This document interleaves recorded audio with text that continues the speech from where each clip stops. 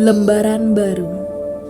Kadang kita lupa bahwa tanah yang kita pijak saat ini sama seperti yang orang lain pijak di belahan bumi utara ataupun selatan, Eropa ataupun Afrika. Tidak ada yang beda. Dan setiap jengkal tanah sudah ada ketentuan rezekinya masing-masing. Jangan pernah takut untuk keluar dari lingkaran nyamanmu.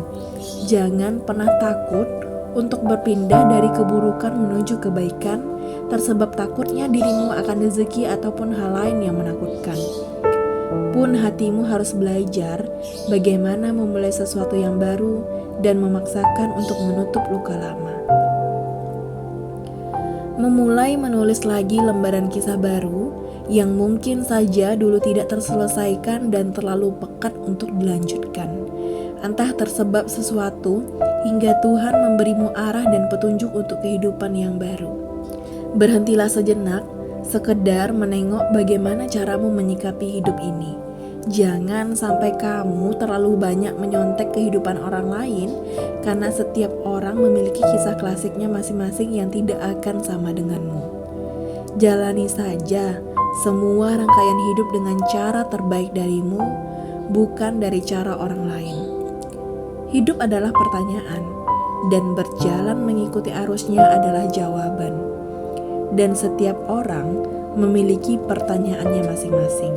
Jangan pernah takut atau merasa kecil pada setiap hal baru atau lingkungan yang baru kamu temui. Setiap jengkal tanah di bumi ini telah ada ketetapan rezekinya masing-masing, dengan ketentuan jatah rezeki dan ujian bagi setiap manusia. Yang perlu kamu lakukan hanya menarik napas lalu menghembuskannya perlahan. Melanjutkan untuk menulis lembaran kisahmu dengan sebaik-baik kisah hidup. Untuk kelak dibaca oleh anakmu atau keturunanmu bahwa kamu pernah menulis untuk sebuah kisah hidup yang hebat. Fokuslah pada ketenangan, karena ia mampu membuat seseorang bahagia. Meski ia tidak memiliki apapun, pun kehilangan ketenangan dalam diri seseorang akan menjadikan ia orang yang paling sengsara, meski ia memiliki segalanya.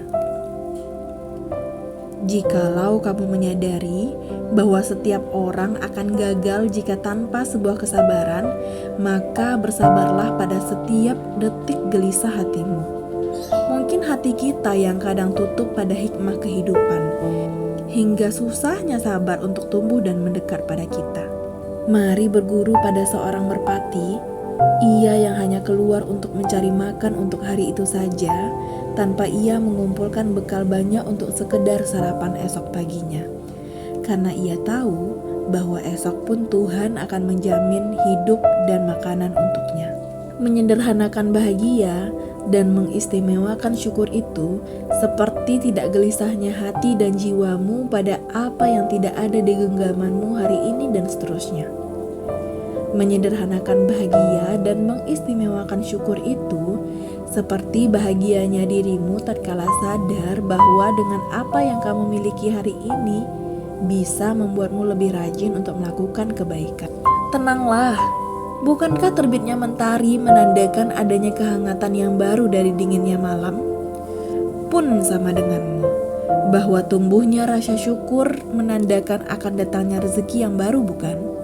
Jika nanti kamu mendapati dirimu lelah menanti jawaban dari banyaknya doa yang kamu langitkan untuk setiap harinya, cobalah diam sejenak dan lihatlah pada semua amalan yang kamu lakukan setelah berdoa.